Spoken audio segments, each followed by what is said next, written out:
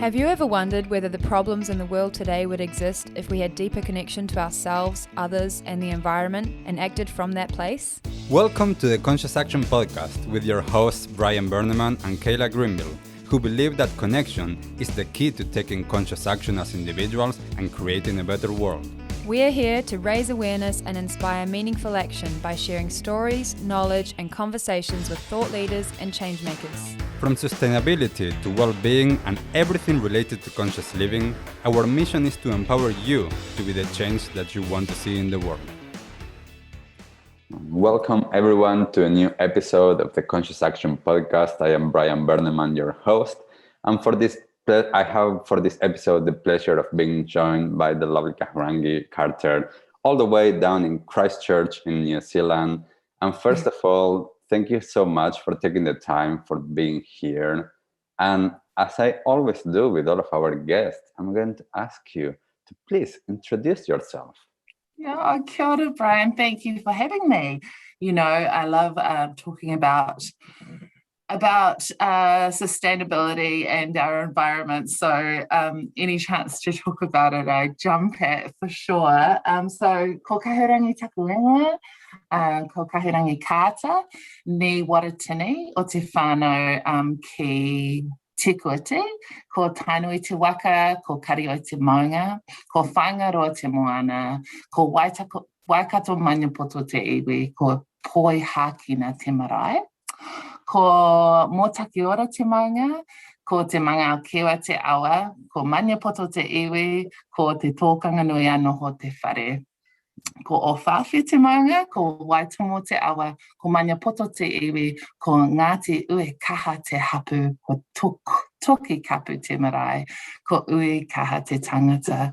So I just introduced my Whakapapa. So when I say karioi te maunga, that means karioi is my maunga, and that is where I'm from and where I whakapapa to. So from Raglan, Whangaroa in the North Island, Tiriti in the North Island as well, and Waitomo in the North Island as well, and Ngati Maniapoto Hāti. So yes, now I'm living in Te Waipounamu in the South Island. And I work at a beautiful organisation called Para Kore. Para Kore literally translates into para means waste and kore is zero, so it literally translates to zero waste. And our values, our mission is to educate and advocate for a world without waste from a Māori worldview. Yeah, so that's how we met. I was speaking on a panel and you were there, Brian. We were speaking, must have been earlier this month in Auckland about Plastic-Free July and that kaupapa, and how Paracore has been helping with that conversation and trying to spread the message of going plastic-free for July and every month going forward. Yeah. So beautiful. Once again, thank you for being here and thank you for sharing. And before we get a little bit into the zero waste aspect and what Paracore does and your work, I wanted to ask you about your upbringing, your childhood, being Māori, and what does the Māori worldview look like for you? Yeah. So I was very lucky. I grew up in the country. So I grew up in a rural town called Tiriti, and we grew up just down the road from the marae, so we were really connected to our marae in our formative years. We also lived on a river, so we were very connected to our awa, and we have a saying that goes, ko au te awa ko au, which means I am the river and the river is me. And I guess I didn't learn that saying when I was younger, but when I heard it when I was older, it just made sense to me. You know, we were swimming in the river, we were eating out of the river was a life source for us. So my mum raised me and my 3 siblings. She was a school teacher and we lived in a local farming community, basically. And I guess you could say my mum's Pākehā, and I guess you could say that she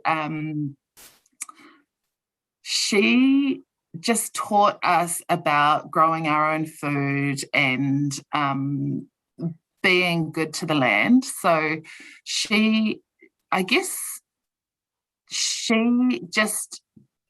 we were really poor, so there was like necessity that we had to eat from the land, that we had to grow our own food, that when someone had the local feijoa trees, like we would share food with each other, so we knew where to go to harvest food.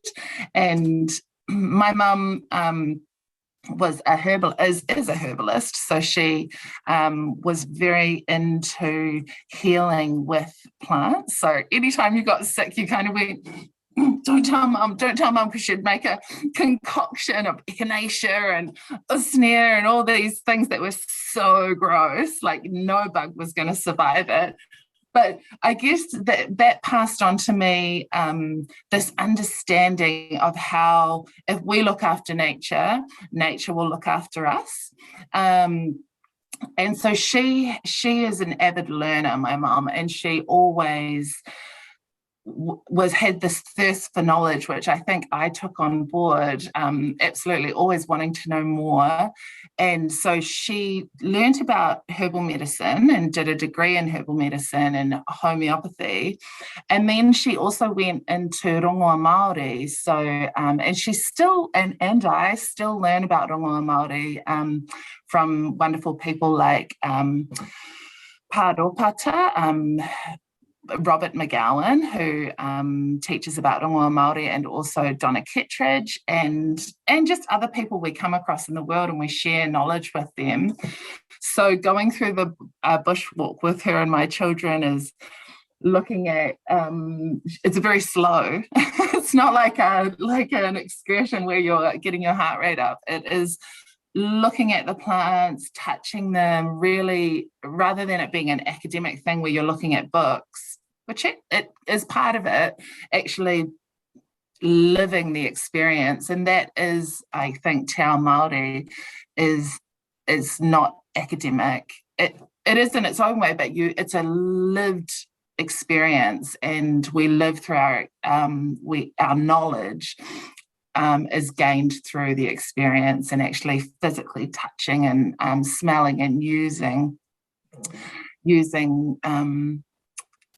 Papatūānuku. And then Papatūānuku, who we see as the world, the Earth Mother. When I say using, I just went, oh, I didn't mean using, it already made me kind of feel uncomfortable. It's a give and a take. It's a balance, which we in Māori call Mori, and that's where the circle comes into it, where if I care for you, you care for me, and then we will both be well. So, ka ora te tangata, ka ora te ao. Beautiful. And it's so interesting, that, and for me, with all of the work that I do, one of the biggest things is always tackling this disconnection from ourselves, disconnection to each other, disconnection to our Mother Earth, and then a lot of the issues that we have in the world, both from a climate change perspective or the environment perspective, as well as these issues and the mental health issues that we have, both here in New Zealand, but everywhere in the world, are symptoms of that disconnection. And absolutely. And I think, that having perspectives and having worldviews like the Maori worldview that I've been learning through the last few years, that have that. We are not separate from her. We are her, and we are each other. And how we, as you just mentioned, how we treat each other, and how we create this balance of that giving and receiving, that makes things to be what the word sustainable meant whereas now the word sustainable has changed a little bit its meaning. So I would go a little bit to that regenerative perspective. But it's so interesting, that you just mentioned Donna Carriage, that I had a wonderful conversation with her with the podcast as well. And one of the things that she said was, we, in general, we are so disconnected from nature that sometimes we would prefer for there not to be rain because it's going to make me wet, or we talk about insects as creepy crawlers, as something that and it's not understanding how everything is interrelated and the importance of everything. 100%. It's just so wise. And when we talk about that connection and the disconnect that we have inherited because of a system that is literally created to make waste and to use and abuse the natural resources and live with outside of a balance, outside of the limits of the natural world, we, from a Te Māori perspective, we are all intrinsically connected, and you can't talk about the health of a whānau, the physical health of people, without talking about the health of the earth and I guess that collectiveness, that and in Te Māori, it's about whakapapa. So the beginning is our whakapapa. So we have beautiful stories and Māori law about Papatuanuku, who is the Earth Mother, and Ranginui, the Sky Father. So the story goes that in the beginning there was Te Kore, the nothingness, and then there was within Te Kore there was Papatuanuku and Ranginui, and they were locked in a loving embrace. So Ranginui, the Sky Father, and Papatuanuku, the Earth Mother. And between them, they had their children. And it was a time of darkness. And Maui wanted to see the light. So some of him and his brothers got together and they pushed the Papatuanuku and Ranginui apart, and then came Te Marama, the time of light. Now, all of their children became the atua, the gods of different domains. So Tangaroa, the god of the ocean, of the moana, Tane Mahuta, the god of the forests, and I said Maui, pulled them apart, it was Tane. And so Tane went to Kurawaka and he fashioned the first woman out of the rocks and the dirt. And from that, so the first woman came from the rocks and the earth. And so from that story, from that law, what we can say from that is that we are all related to every living and non-living thing, including the rocks, the ocean, and so if we think of Papatuanuku and Ranginui as our family, then we will care for them in a different way. It's about whakapapa, it's about where we come from, and understanding that the health of the earth, of the world, is going to benefit our own health. So sometimes I get really overwhelmed with the amount of the problems that come from looking at climate change, looking at just the systems that we've inherited of this linear system of take things, so extract things, make things out of them, so produce, use it, consume it, and then just throw it away, which is a linear model. And so it's just this, it seems overwhelming. When you're in this industry, you just hear about the statistics, the science, and the stories that come along with it. And sometimes you think, as an individual, what can I do? It's not me that's out there, dredging up oils and from the ocean and then having fires raging in the ocean. But then that's a very it's catastrophizing things. And actually, when you take it back and just be grounded and think about your own connection, that's what's going to, like, collectively, if we all think that way, the world, we can literally change the world. So individually, we can make a difference, but together we can actually change the world. And so holding on to those things and our own connection with the whenua and our own well-being, flows onto our whānau, our community, our country, and then the world at large. So yeah, it's the big things we're talking about this morning, Brian. I know. And it's so interesting because all of these things, and I usually, as part of my work, I talk with a lot of people, and a lot of people, there's these different camps depending on what is everyone's experience, of course. That is that, I'm just an individual. It doesn't matter what I'm doing because all of these corporations and the governments, and all of that. And then there's a lot of people that are on well, everything that I do matters. And the people in business, the people in government, they are people.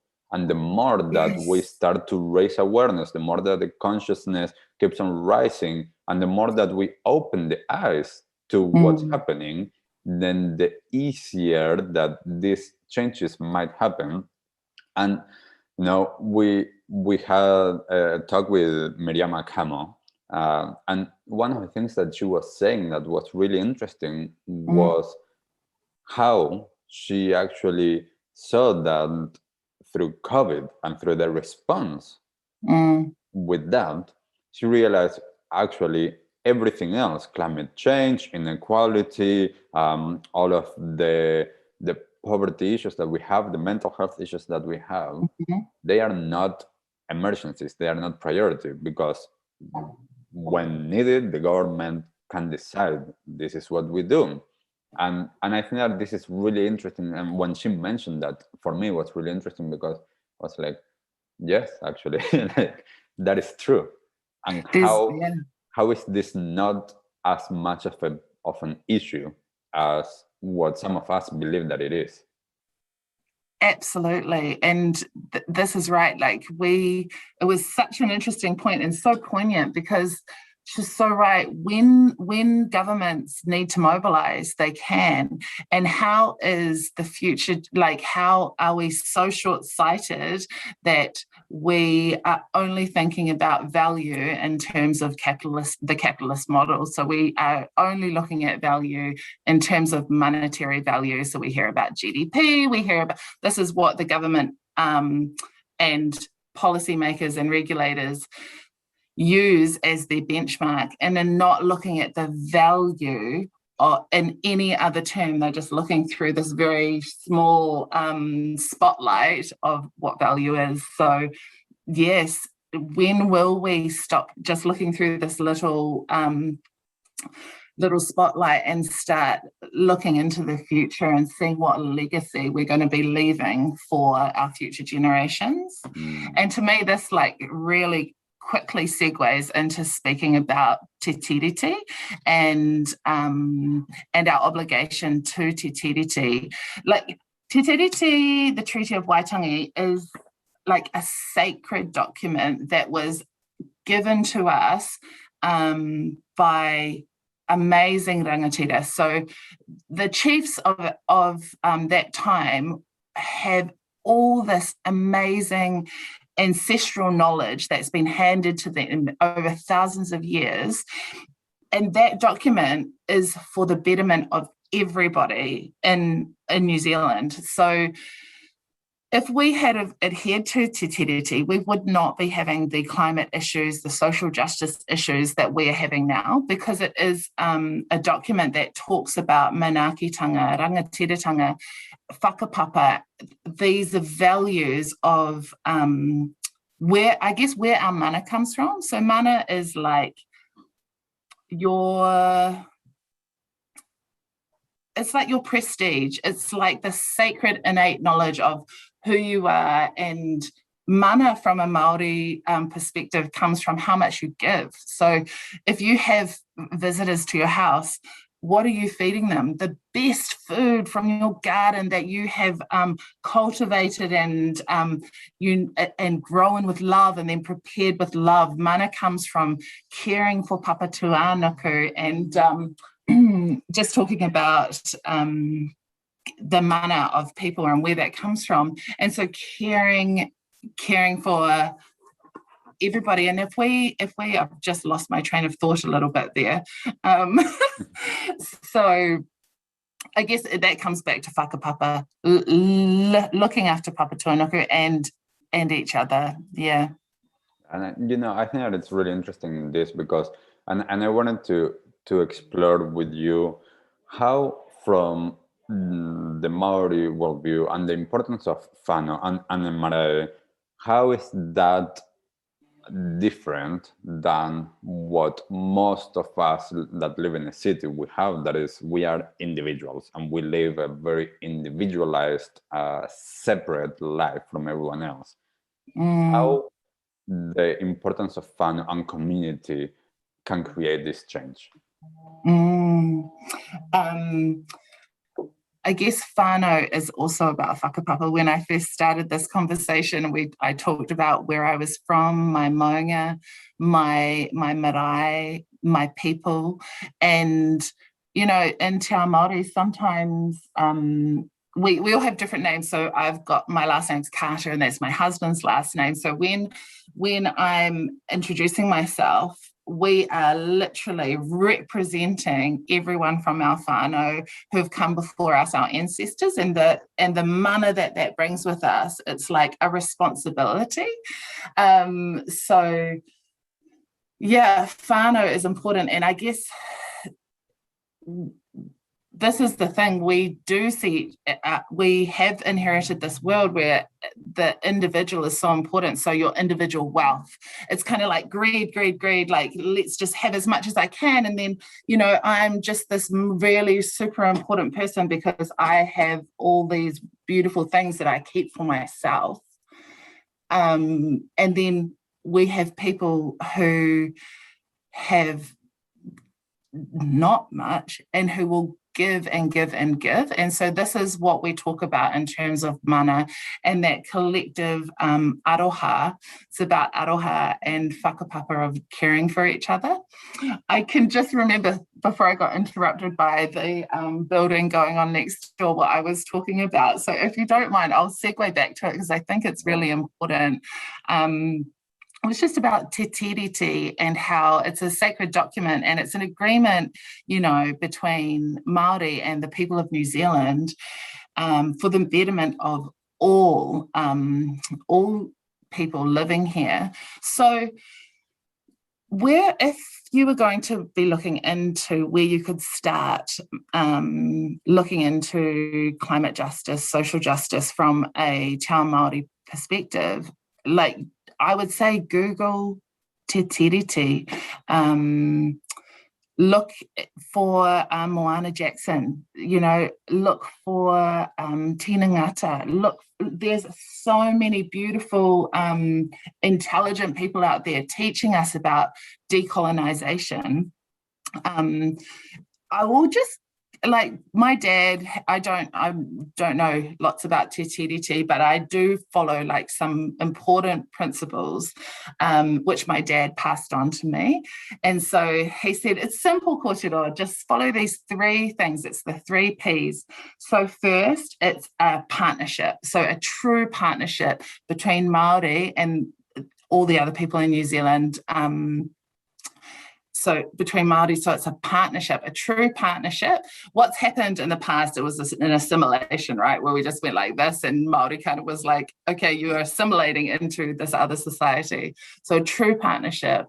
And what that means is participation. So participation means at the table of the decision-making process.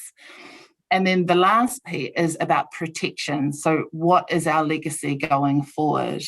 I guess, we can talk about that in our own lives and we can apply that to our everyday individual lives, and then we can talk about it at a local government and an international level as well. Should I just give a little example? Yes, please. Yeah, cool. Okay, so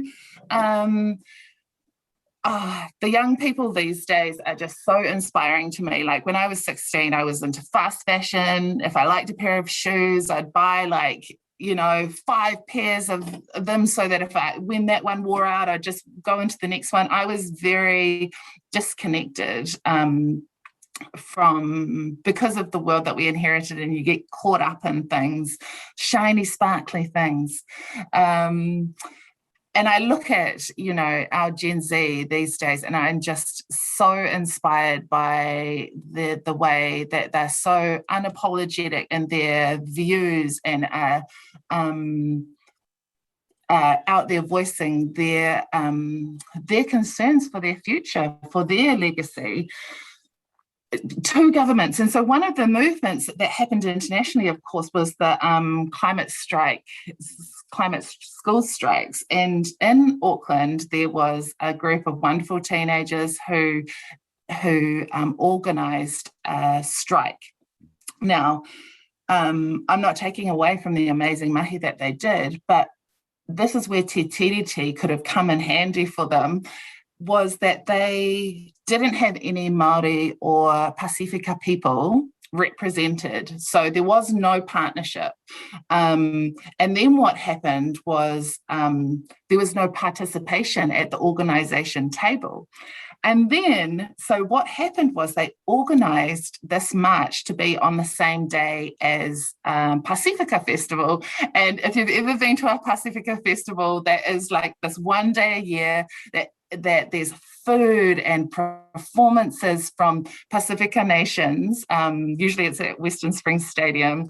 And it's just like an amazing event where if you're not performing, you're going to support your friends or whānau performing, or just going to get some great fry bread or some taro to eat. So it's just this wonderful day. And so the legacy of that strike that was that Pasifika and Māori weren't actually there because they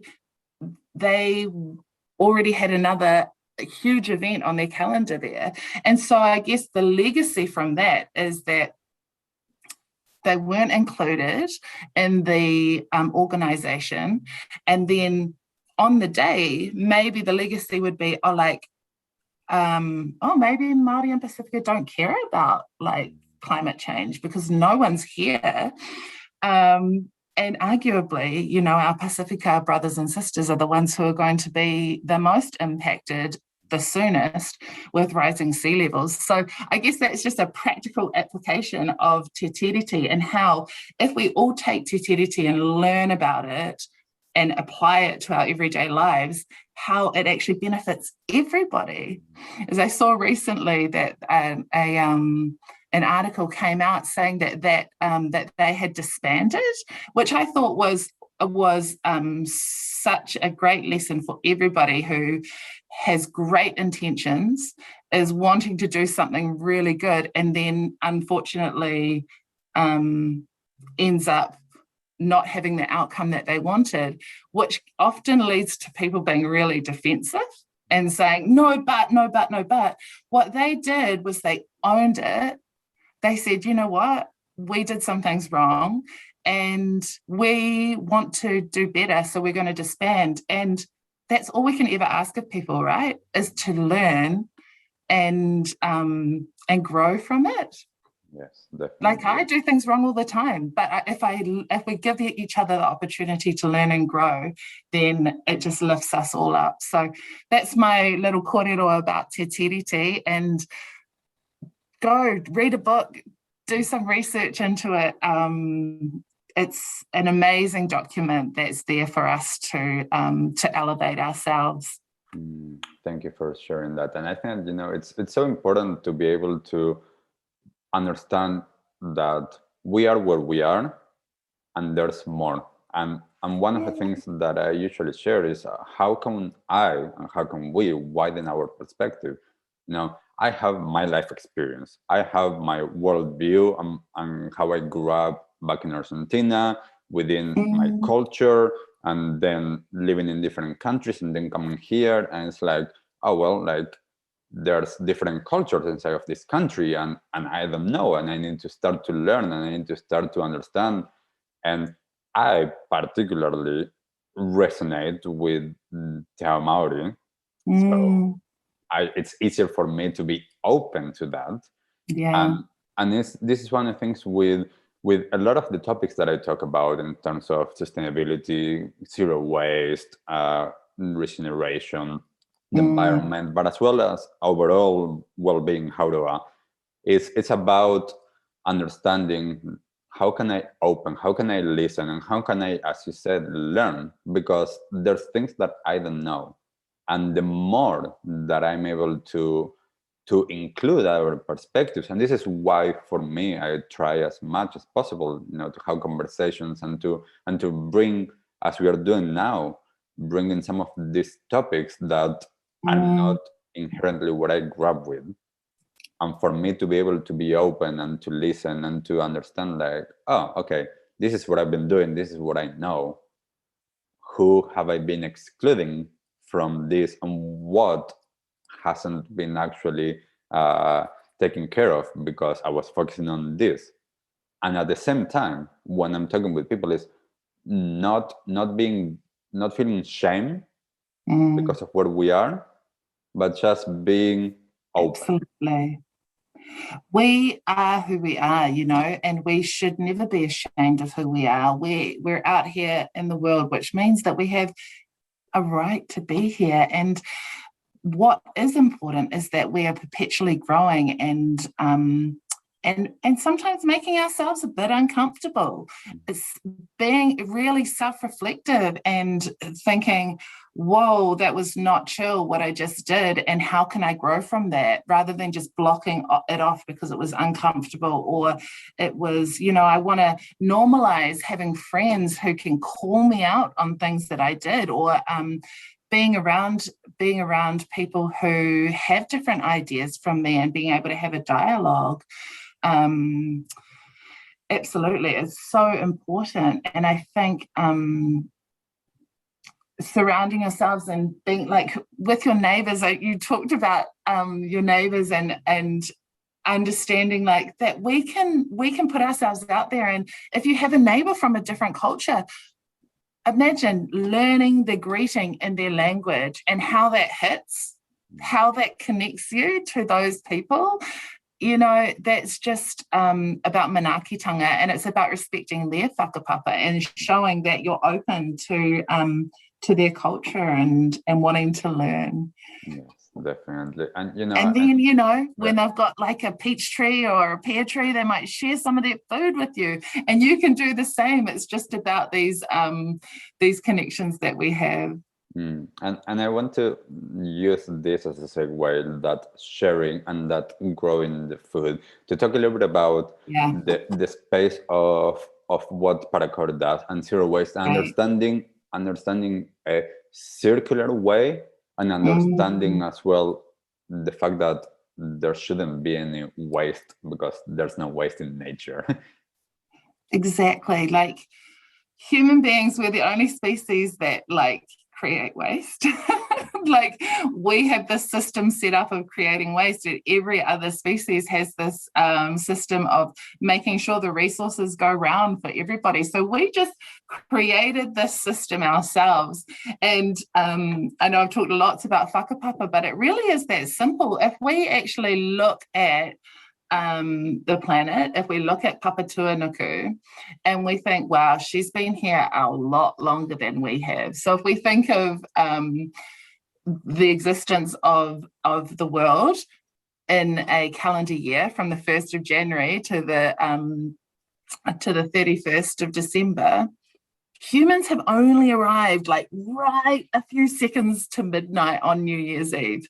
So maybe we can look at the whakapapa of the world and think, she has something to teach us.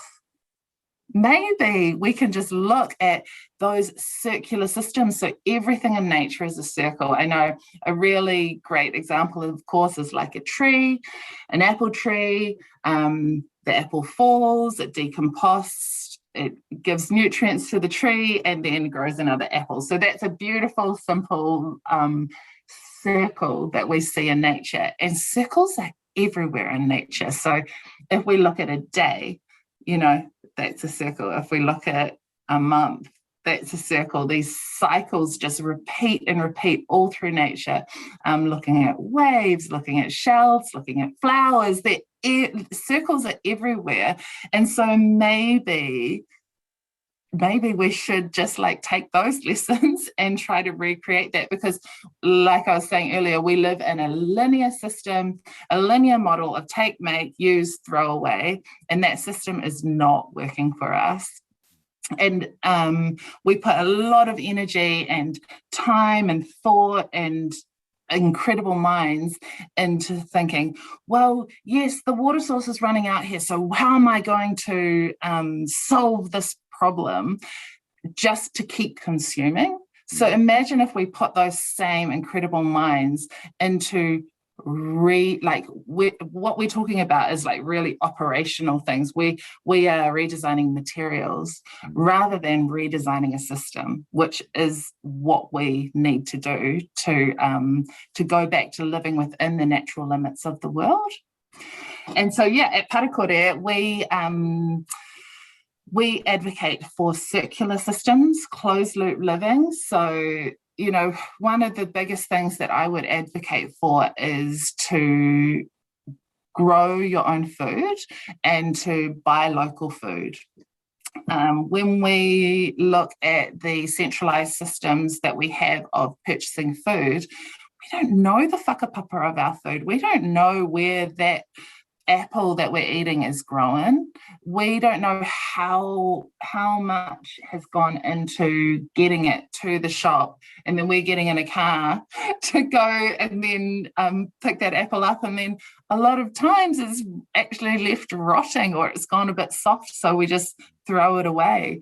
If we can go back to looking at the whakapapa of our food and actually eating the food that is growing near us. I'm so lucky, live right by a community garden. So the house I live in does not have a lot of a space for a garden. So I only have a few herbs and some spinach because that grows perpetually and I don't have to do much with it. But it's just that connection back to being able to eat some of the food that I've grown and have fresh food on the table. Sometimes you might not have inherited these skills from your parents or your grandparents, as some of us have. So I would advocate for growing some microgreens. Microgreens are so easy to grow and you can be really successful with it. So microgreens, you could just grow them on your bench, and then you are eating fresh food that you have grown, you and your children have grown within 4 to 6 weeks. And it's just about, we talk a lot about connection in this kōrero, but doing that. And then, like I said, we've got a community garden just down the road. So connecting to other people who can share their knowledge with you. Some of the ladies there have taught me about preserving and about fermenting food. And so then I share my knowledge with them, and it's just like this collective understanding. So that's one big tip that I would say, is to find out where your food's coming from. Be more conscious about the food that you're eating, and ask questions. So when I go to a farmer's market, or even if I go to the veggie shop, I'll say, where was this grown? And they look at you like, I'm not sure. Or then the next one, where was this grown? And they'll go, oh, I know where that was grown here. And it seems weird now, but the more we normalize talking about the systems of where our stuff has come, the more it becomes important to the shops and places that we're buying from.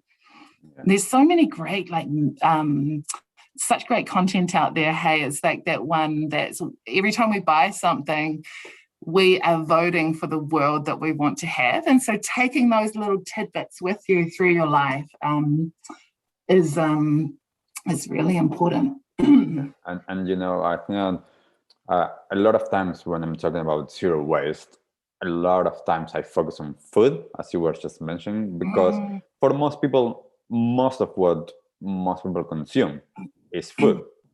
and where we are getting it from, what's our connection to it, as you just mentioned, and what do we do with it afterwards. And I see, and I think that there's a lot of statistics on this, majority of people's rubbish is actually organics. It could be actually composted. So getting to that space of having more connection with our food and with what we do with it in terms of where it comes from, where it's going, understand that circular aspect of it. Like, I know where I live that we have a veg garden, and my housemaid, fortunately for me, she spends a lot of time in the garden taking care of it, which means that now I don't have to. I can be doing other work and still come home, and there's plenty of food that I can just go and pick, and I know it's organic. It's been made with love. Aroha, Yes. And my housemaid has been putting the time and the effort and the aroha, and I know I go, I pick it, I eat it. It's completely fresh. It's completely organic, and I know it's coming from my garden. And whatever else I cannot get from the garden, I go to a farmer's market, and it's the same. And I, and the more that this is something that we start to do, also it starts to change a lot the mentality of our connection with what we're putting into our bodies, understanding also that how, if something has been traveling for a few months, how much nutrition is it going to have for my body, and understanding the same, like how was it grown? Was it grown with organic methods, or was it grown with pesticides and chemicals and different things? And I think that I usually just start with that. It's like, okay, let's just be more connected with that and start to see if it's possible to make some of these changes. Because as well, I believe at the end of the day, not only it's better for the environment and for ourselves, it's also cheaper to grow like food. Totally. And as you say, and you have that connection with the neighbors, and you can learn different things. And how amazing would it be if on every single street there would be trees that are actually fruit trees? If there's a few patches on the street instead of just like grass, would be growing food, and everybody's welcome, to grab some. And these are not crazy ideas. No, Things that and we they've could do happened now. before, Yeah. and they're happening now. I think I'm like listening to some of the nannies talking, and they'll say, "Oh yeah, remember you used to grow the potatoes? I used to grow the kumara." Because you were an expert in the food that you grew, so you're like, "I'm growing this for the whole street." And then there was just this collective sharing of food, raising children, caring for the earth as well. And I guess that's where Para Kore came along. Was we are an organization who started by looking at the waste produced in Marae. So at Marae, we have big events there, so catering for hundreds of people, and where does that waste go afterwards? And it used to be, oftentimes it would go into a skip bin and it would go away. And so at Para Kore, we became an incorporated society in 2010. And what that means was our mission was to get every marae in New Zealand working towards zero waste. And it started by actually doing what you're talking about, diverting organic waste from landfill, firstly, so that we're not making that toxic leachate and that methane. So making sure that process, that food waste was going again into a circular system. So building composts, worm farms, bokashi bins, which is what we still do today, is we go in and we teach people about composting and having those circular systems. And then what happened was, working with marae meant that that was our mission, was just to work with every marae. And then, of course, once you start working with marae, you have the kohanga reo, and you have iwi authorities, and you have people hear about the program and want to come on board. So that's when we changed our mission a bit, and now we work with about 500 marae and community organisations, and we prefer to be at the top of the cliff. So when we're talking about waste, when we're talking about recycling, that is bottom of the cliff, right? So that is, which is an important step. First, we need to learn about that.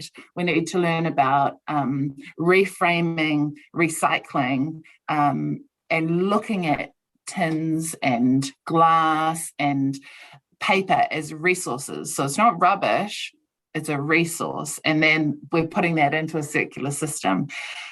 But that's still at the bottom of the cliff, because recycling still uses a lot of energy and resources to actually turn that tin can into another tin can, or it's a big process. So when we at Paracore, we have a hierarchy, and at the top of our hierarchy is to refuse things, and then to reduce things, and then to repair things. And recycling's like right down the bottom here. So we have to teach, come on in and teach about the whakapapa of our stuff, so that when we have glass, when I look at this glass, I see it as a beautiful resource, because it's from white sands of Kirikiri, and that is precious, and that's a gift that we've been given. So just throwing it into the landfill becomes something that's really painful and hurtful to us, because we're hurting the earth. So learning about the whakapapa of our stuff, and then setting up waste systems so that we can divert as much from landfill as possible and get those organics into circular systems. And then actually a really big part of it is designing the waste out. So actually looking at the waste that's being produced and figuring out how that waste can be reduced. And look, I do this periodically in my own home, because I have 2 teenagers, and the amount of things that we just bring into our house unconsciously. So we go through our waste. So we've got great recycling and organics set up in our own house, but when we actually go through the waste that we're sending to landfill, I'm looking at it, and it's like what are the rice crackers, like rice cracker containers, and it's like and so it just becomes much more conscious, and you're much more aware of what you're actually sending to landfill. And then when you're aware of it, you can try to make changes. So I did try to make rice crackers, like out of our leftover rice. It didn't work very well, so I'm going to try it again. But being conscious of it means like, maybe how do we get that even out of our system? And that's at Paracore what we are advocating for, is the reduction of the waste that we produce, and going and living in harmony with Papa Tuanuku, teaching about te ao Māori and the way that we used to live for many years before colonization happened. We lived true Paracore lives, where everything was a process for something else. Beautiful. Thank you for sharing that. And there's so many things, and I think that it's so important to understand. And I usually share this, we have to have multiple approaches at the same time, because we need to deal with what it is. So we need to educate and to create the systems to deal with everything that we have already created, and preventing from the next time. Like I personally, there's things that I haven't found an alternative that is zero waste. And I personally have decided I'm just not going to eat that, because I cannot find that alternative. So, I'm not saying that everybody needs to do that. For me, in that case, I know I can survive without that product. So until the moment that I can find it without any packaging, without anything that is wasteful, I'm just not going to buy it. And I'm going to say to my taste buds, we're going to eat something else. There's other flavors out there. I love that. But it's challenging to get to that. Yeah, because we don't like giving things up. That's like we're so used to just having what we want, and this idea of giving something up seems like this huge thing, but actually you just get used to it, right? Something changes, and then you go, oh, that wasn't actually as hard as I imagined it to be. Yeah, but this is our human nature of trying to change our habits. So we live with habits, and a lot of it is unconscious. So it's about reframing how to do that from a personal standpoint and from a whole civilization standpoint. And I think that the more that we have conversations like this, the more that we have examples of things like this, it actually makes it easier and gives everyone more permission to actually see themselves and to open up to different opportunities. Totally. And I guess every psychologist and philosopher has always said, to have behavior change, we need to have vision. And so we need to, and I think we started our conversation with lots of talk about the vision that we have for a better world, and that we can actually see that, and then you get into the practical application of it, and from a community level all the way through to a legislative level. And I know that for me, it's not moving fast enough, but there are great things coming in at the moment. We've got the product stewardship bills coming in, which are looking at how we, from the production all the way through to the end of life, how we are going to have to be responsible for e-waste, for different things that are in that product stewardship. So that's at a government level, and then we talk about it at an individual level and a community level as well. So yeah, there's definitely hope. I am an eternal optimist, and I believe with aroha and whakapapa and community, whakawhanangatanga, that we can do it.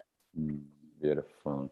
And I know that I could continue talking for hours and hours with you, but I want to honor your time, and I want to thank you for sharing, and for all of the mahi and the work that you're doing to be able to create this, because we need optimists, we need the people that are doing things, we need to be able to share, to be able to continue to do the work, and to be kind to ourselves as well when it's too much. Absolutely. But to continue to do that. So thank you for being here and for sharing with everyone.